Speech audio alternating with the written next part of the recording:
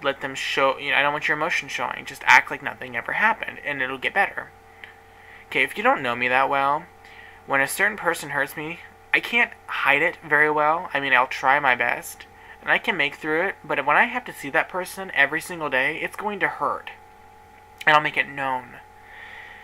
So I go to bed, and the next morning I had to work with David, of course.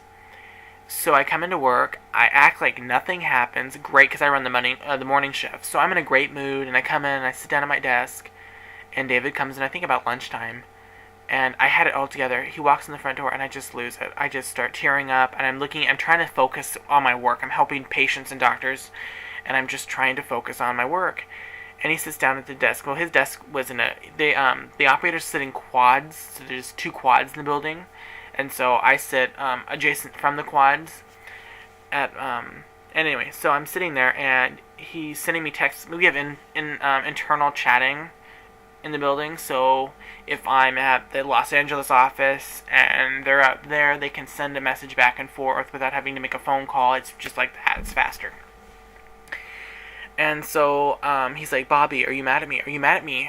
Please don't be mad at me. I'm so sorry, And I would not respond. He's like, are you mad at me? Please respond. And I'm like, I would not write him back because it wasn't even the satisfaction of knowing how I felt. Not after what he did to me. I mean, that hurt. That was the lowest thing that I've ever, someone's ever done to me. That, it just, if somebody knew how much you love them, why would you do that to them? I mean, it just doesn't make sense. And of course, I'm a very big pushover. And how much David meant to me, I couldn't be mad at him. It was very hard to be mad at him. So I did not talk to him for the whole entire afternoon. He asks me if he can go to lunch. I would only answer him if it was a question related to work, but he's like, I need to go, I want to take my break. I'm like, I don't care, you can go whenever you want. And he comes over, and I don't know if you can see this. If I hold it still. This is harder than it looks. He throws this on my desk, and it's a letter, and I'm like, I don't want to read it, because I know if I read it, I'm going to cry. So I'm going to read it to you word for word, because I want you to just piece together all the mixed messages that I've had, and the hope that I've been holding throughout this time, through this letter. This letter has made me hold on, and I hate it. So he leaves, and he leaves this on my desk. So I read this, and it says, Bobby, I am sorry. I know there's not much I can say to make you feel better. I didn't mean to hurt you, and I wasn't planning on this happening. I don't want you to hate me. You were a really good friend to me, honestly, one if not the best one ever, and I feel like shit over this. I really don't know what else to say. I love you.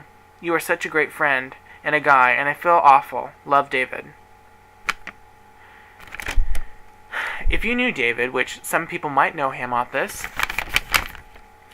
that David does not say I love you at all. He doesn't even tell people he dates that he loves them because he's scared of being loved and loving them because he doesn't want to get hurt. But when he put that in my letter, I'm like thinking, he's never said that to anybody but me. I've never heard him say it to anybody except for me. Okay, so I have to forgive him because he wrote I love you, and I just felt bad, which I'm a pushover. So he comes back from his break, and I'm getting ready to go home. And I ask him to meet me in the kitchen. And of course, when management tells you that they want to meet you in the kitchen, it's code word for, you're fired! Which, I would never fire somebody over that, which I didn't. So I take him down to the kitchen. Now he thinks he's getting fired. He gets in there, and I shut the door. I said, first of all, I'm not firing you, so you don't have to worry about losing your job. And he goes, thank you, oh my god, thank you. And I said, David, I would never do that to you. I would have never done that to you. I wouldn't fire you. It's not company related. I'm professional, and I'll let it go. And so he's interrupting me, and he's like, I just feel so awful. Can I give you a hug? And I'm like, no, you can't hug me. Because I'm thinking in my head, if I let him hug me, I'm going to start the waterworks on. I'm going to cry, and I can't go leave this office with teardrops down my face when I have to walk through the staff again. I can't do this. Because nobody really knew what was going on except for the two of us. And so I ended up falling for it because I've never given David a hug ever, and I ended up letting him give me a hug, and he's telling me, I'm so sorry. I'm like, David, I don't want to hear it. I don't ever want to hear you about him dating. I don't want to hear about it. I don't approve of it, but you're my best friend, and I'll let it go. You mean a lot to me, and I'll let it go. So he gives me one more hug, and I said, "We're good, okay? We're good." And I walk out the door. Now, I didn't really get to talk to him about how I felt because evidently I couldn't express the feelings I had for him because I was a little sad. So we leave, and he spends the night a couple nights later. And I try talking to him about it in the car when it's just him and I had to go pick up Sam. And he had an absolute fit. You know, like, can we please talk about it? He's like, no, we're not talking about it. And so we're driving, and when Sam got in the car, it absolutely got quiet in the car. So Sam knew something was wrong between him and I because we weren't talking.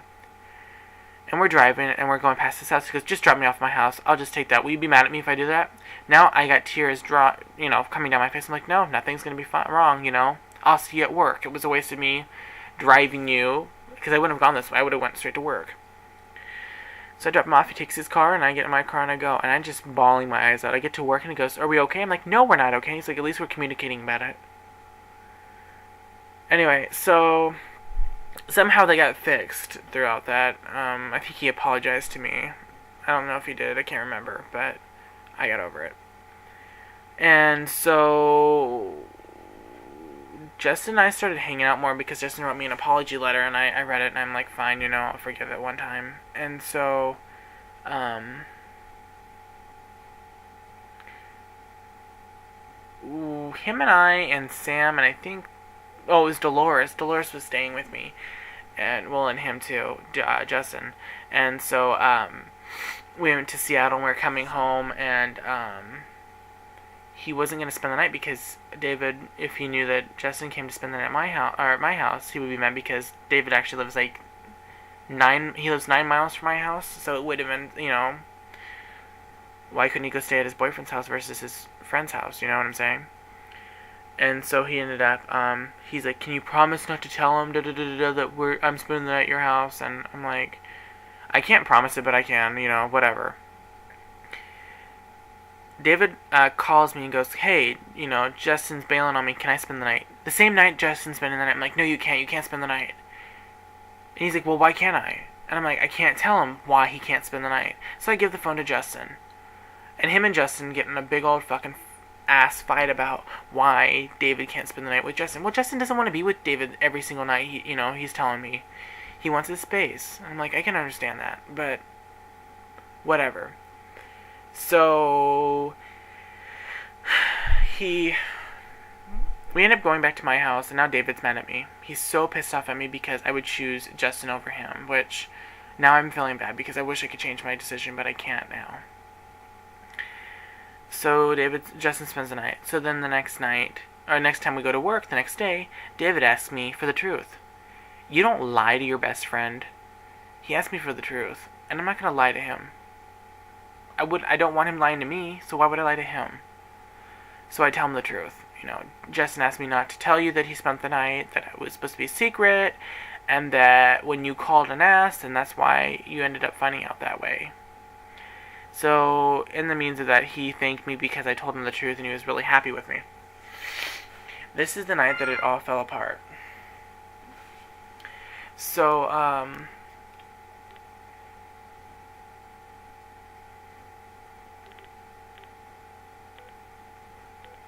whatever. So, sorry, I'm trying to respond to somebody. Well, it was wasting my night with her. So he left, and I guess he finds out he's gonna break up with Justin because he found out a bunch of other lies that Justin lied about, and he was done with Justin lying to him. And which I wouldn't, I agree with him, you shouldn't be. Well, now Justin's pissed off at me and Sam because I said something and he thought Sam said it. No, Sam didn't say it. David asked me and I told him the truth. So now he cussed Sam and I both out, telling us how much we're shit and da-da-da-da-da. And so, we're done. We're done with him. Why be friends with somebody who's going to treat you like crap? So, now my fear is David's not going to talk to me anymore because Justin's not going to want him to hang out with me. He's not going to be allowed to hang out with me. So we ended up driving home, and David texts me, I'm done with all the drama. You caused all the drama, Andrew, and I'm sick and tired of it, and I'm done. Like, fine, David. If you want to play this game and believe your boyfriend over your best friend who just told you the truth, you do that.